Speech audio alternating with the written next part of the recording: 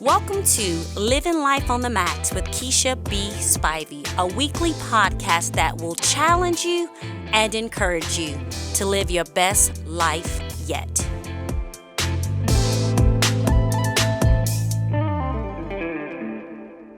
Hello there and welcome to Living Life on the Max. I am so excited that you are continuing with us as we work through this Dream Killer series.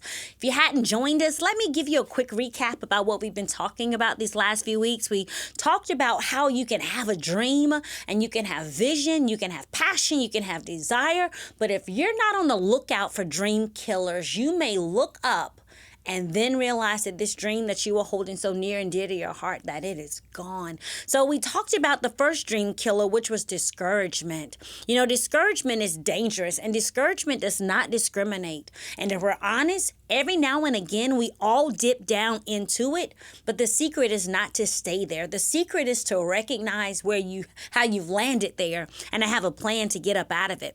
We also talked about disappointment. And we define disappointment as the gap that exists between our expectation and our reality. You know, sometimes we can be expecting for something and then you look up and around and what you have is nothing close. It doesn't even remotely resemble what you thought it would be. So you find yourself disappointed because your reality and your expectation aren't aligning. So we talked about how to navigate through that place of disappointment and how to still keep moving forward. You know, last week we talked about the dream killer called mediocrity. We talked about settling for average. And I also emphasized that settling and dreaming are incompatible. They're like polar opposites. When we settle for average, that's when we're tempted to blame our situation on other people, our conditions. We blame everything on a broken system. We find anything to blame outside of taking personal responsibility. So today I'm going to pick up with dream killer number 4, and it's called lack of confidence. Lack of confidence. And I know some of you may be saying, wait a minute, I don't want to be cocky. I don't want to be conceited. I think the world has sold us a lie on what confidence is, because as I began to prepare this lesson and I thought about confidence, Caleb came to mind. You know, Caleb was one of the 2 spies that was sent to literally spy out the promised land. And the Bible tells us that Caleb saw possibilities where so many other people who went out to take a look, they saw problems. And what made this stand out to me was at 85 years old, Caleb was still dreaming of owning his own spot on the mountain. At 85, Caleb was still excited about walking into the promised land. You know, although there were giants all around, they did not discourage him. They did not kill his dream. You know, when the people looked around and saw the giants and wanted to back off, they were literally willing to let their dream die. But Caleb said no. He looked at the giants and he said, we will swallow them up. We will swallow them up. And if you're wondering what that has to do with confidence, I'm so glad you asked. When we think about Caleb, him being 85 years old, looking at giants, talking about swallowing them up, he factored in God. Caleb brought God into the equation when he said, we will follow them up.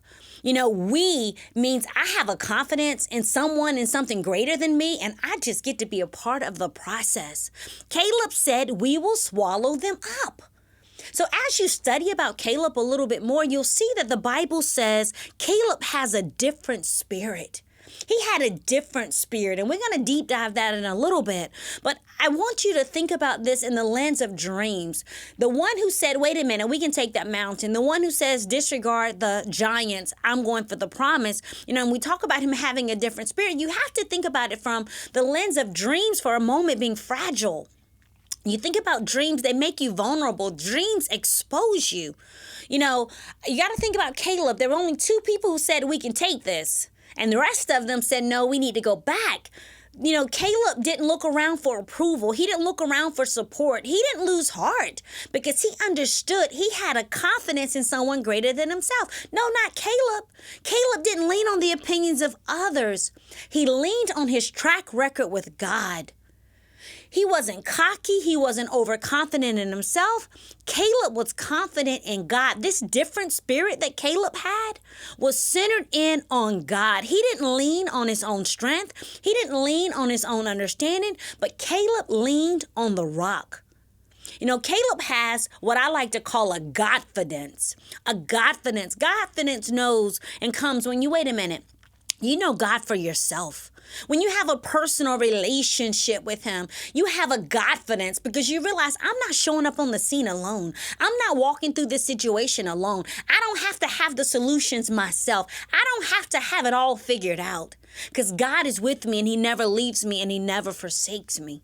You know, Daniel 11:32 says, the people know their God shall be strong and carry out exploits.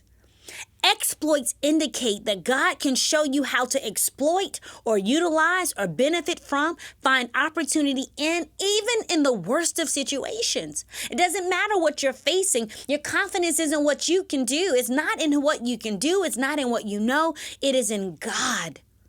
So when you think about true confidence from a born-again believer perspective, it's not something that you find in yourself. It is something that you find in the one who created you, the one who formed you, the one who wrote the end of your story before there was even a beginning. That's the type of confidence I'm talking to you about. You know, Webster, it literally defines confidence as the feeling or belief that one can rely on someone or something, a firm trust. So for a born-again believer, for a Christian, confidence is belief in the one that you rely on, knowing that he can't fail, knowing that he can't lie, knowing that what he said, he's sure to deliver on. It isn't born out of your due. A true confidence is born out of your who. Who are you? Who do you belong to? It's your who. It's what allows you to operate with confidence. You know, for me personally, confidence is not only good, but it's also absolutely essential to being who I'm supposed to be. It's absolutely necessary for me to fulfill my purpose in life. I have to be confident in who God says I am and what God has called me to do. I have to be confident that my life matters. I have to be confident that I'm a difference maker, that God made me uniquely different. I can't compare myself to someone else and to what someone else does. I have to be confident that God doesn't make any junk, and he didn't make any junk when he made me. He doesn't make any mistakes, so I'm not a mistake. My strengths, my weaknesses, the good things about me, the bad things about me, my struggles, they're all necessary for me to be who he has called me to be. You know, so often people want to talk about, having this self-esteem and this self-confidence, and you can do that all day long, but I'm not talking about that because I realize as a daughter of the Most High God, as a son of the Most High God, your life is not your own. You've been bought with the price. So your confidence, yes, it's within yourself because of who dwells within you. That's the essence of confidence. And I also want to challenge you for those who think, having a low confidence level is okay. There's some consequences of having that. There are consequences when you have a low confidence in what you do and what you're putting your hand to. Really, when you're suffering from that place of low confidence, in a place of low confidence, you only partially fulfill your purpose if you fulfill it at all. You're not even confident enough to take the risk. So all that you're supposed to do, all the gifts, the talents, and the abilities that God has wired you with, they're sitting dormant because you don't believe enough in him to do what he has called you to do. You'll literally find yourself overcoming doubt with self-promotion. Instead of dealing with your doubts, you'll find ways to build yourself up fake. You'll do things to get likes on social media. You'll do things to have somebody say, way to go. You'll start looking for confidence in other things because you can't find it within yourself. And literally, when you're suffering from low confidence, you literally find yourself opting out of faithfulness because you will justify not doing what you need to do. You'll allow excuses to have you come off of your posts. because you don't believe you're good enough. You don't believe you're qualified enough. You don't believe you know enough. Guess what? None of us know enough, and none of us are qualified in and of ourselves. I don't care how much education you have. I don't care how many degrees you have behind your name or what titles you have in the front of your name. The true ability for you to do and to be and to have those things that God says you're supposed to have, do, and be, they come from that relationship with Him. You know, we talked about some consequences of low confidence, but there are also some benefits. There's some benefits when you are confident in who God says you are and the assignment that He's called you to. You're willing to take risk when God gives you opportunities. When you see an opportunity, you see it as an open door, and you walk through that thing, not because you think you're so great, but because you know you serve a great God.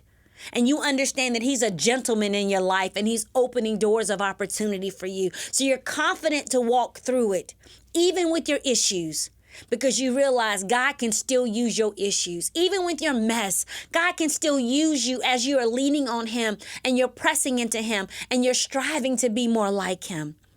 And another benefit is strength and courage to step into God's call on your life. You know, whatever it is God has called you to do, you need to do it with excellence and determination and with passion. It doesn't matter what it is. If He's called you to it, then you need to be courageous and confident and walk into that thing. I don't care if it seems like it's too big for you. I don't care if it seems like it's too small for you.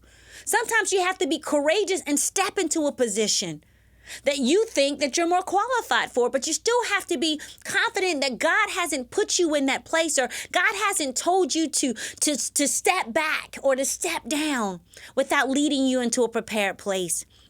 You know, when you're confident, you also have the ability to bounce back when people reject or disagree with you. You don't take it personally because you realize everything ain't about you. People can disagree with your opinions and people can disagree with your thoughts, and you realize, wait a minute, that is no reflection on me. That's your thoughts toward what I said and your thoughts toward what I want to do. You're able to bounce back when you're confident because you're able to separate yourself from the conversation and not put your identity on the line every time someone disagrees with you. You know, when you're confident, you have better relationships because people are more at ease around you. There's nothing more draining than being around somebody that wants you to lift them up all the time. They want you to hold them up.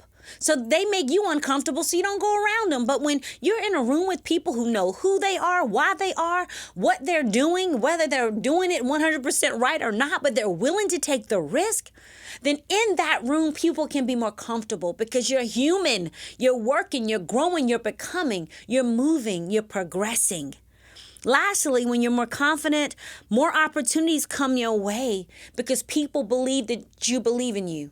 They believe that you believe in your abilities. So opportunities come to those who exude confidence. And sometimes, you know what? Your confidence needs to be solely based on the fact that Jesus says you can. So it's not always because you even know that you can. You just believe what His word says. He says you can. No, when you're talking about confidence or a lack of confidence, it reveals something about your faith.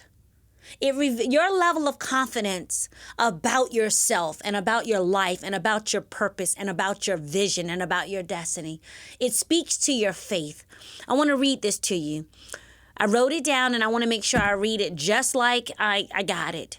If you have no trouble seeing and believing how wonderfully God works through other people, but you have trouble seeing or believing how He can work as wonderfully through you, you need more confidence.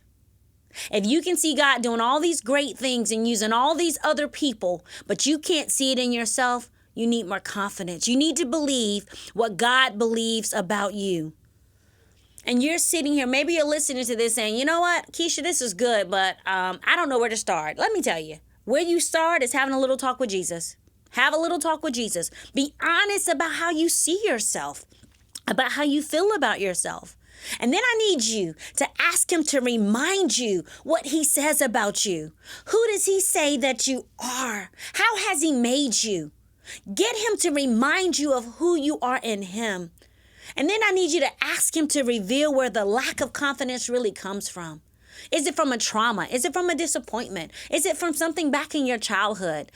I'm not asking you to go back and dance with that thing. I'm just asking you to ask God to identify that thing so you can start unpacking it.